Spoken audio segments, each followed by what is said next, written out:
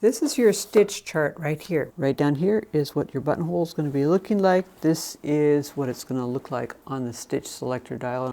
We want to put this into buttonholes like that. The foot they call for is C, but you want the D foot for the Onyx 25. And then we need to move our stitch length to right where that buttonhole is, between 0 and 1.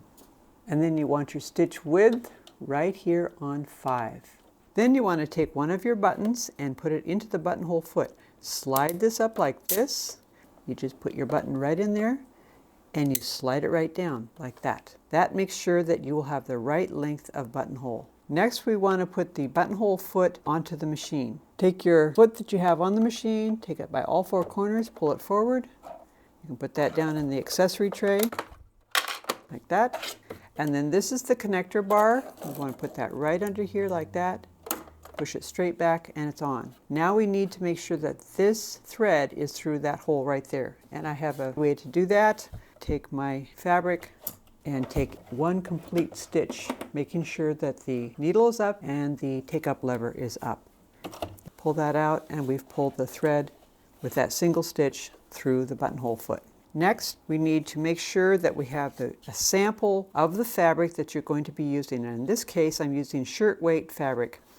I want to make sure that I have interfacing between the 2 layers. Alternatively, for the front placket of your shirt, you can cut extra fabric on the edge and fold it so that you have a layer of fabric in between the layers, and that will serve as interfacing. I'm going to do it this way for this sample buttonhole. Next, we want to mark our buttonhole. Take a disappearing pen and put your center line, making sure that it's parallel with the folded edge of your fabric, and then the beginning bar tack line. Now this is where your buttonhole is going to start, is right at the beginning here. You don't need to mark that end of the buttonhole because the machine will know how far to stitch back and then stitch forward again. So to finish setting up your machine, pull down the buttonhole lever all the way down and push it gently to the back. When you do that, you'll hear a little click.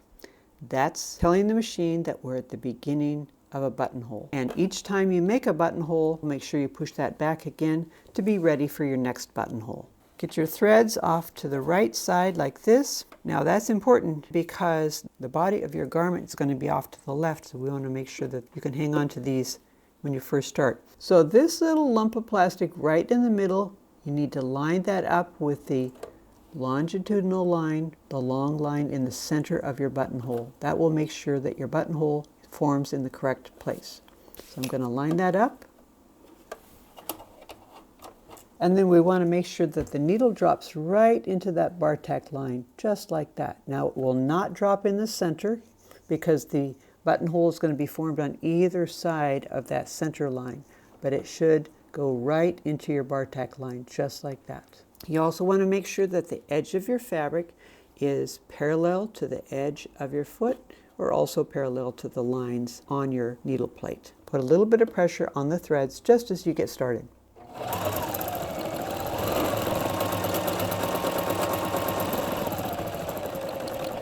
And slow down as you get to the end. It will keep sewing, but once you have made several stitches into that beginning bar tack, you can just stop at that point. Make sure your needle's up and your take-up lever is up. And then let's pull this out. And before we cut the threads from the machine, let's cut the beginning threads off, because if we simply cut the threads that are attached to the machine, we may not be able to differentiate what are the beginning threads and what are the ending. Now the beginning threads are stitched into the fabric, so we don't need to worry about tying those off.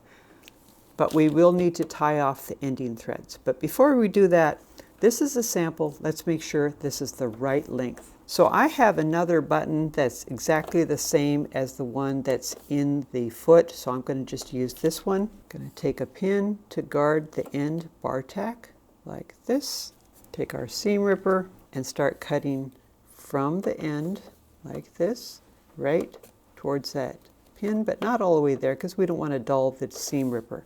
Flip it over, reset the pin to the area that you've already cut, and then start again at the other end to open the buttonhole completely.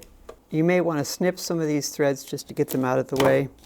We can clean that up later, but we want to test the buttonhole to make sure it's the right length. So let's take the button and send that through the buttonhole. It's just fine. It fits a little snugly, but that's okay because we don't want our buttons to come unbuttoned by themselves. We need to tie off these threads, so gently pull up your bottom thread that's on the back and take your darning needle and get a hold of that loop of thread, and that's the thread from the front. We're going to pull that right towards the back like this. Then we want to tie this in a square knot. Now you don't want to cut these thread tails too short, and we don't want to leave thread tails hanging. So I'm going to take my darning needle, send it through to between the layers, just like that. And it's really helpful to have this large-eyed needle. Pull your thread tails through like this, and now you can cut them off at about 1/4 of an inch, and they're hidden between the layers. Now you'll notice there's all these extra threads here. We want to clean that up so the buttonhole looks nice and neat. Take your scissors, go right across there. And if there are any loops of thread that go from one end of the buttonhole to the other, we want to make sure and clean those up as well. So that way the button doesn't get caught in that loop of thread and end up making holes in your fabric. And now we've created a nice, neat buttonhole. If you found this video to be helpful, give us a like. And if you have comments, questions, or ideas for other videos you'd like to see, let us know in the comments down below. Thanks for watching. Bye.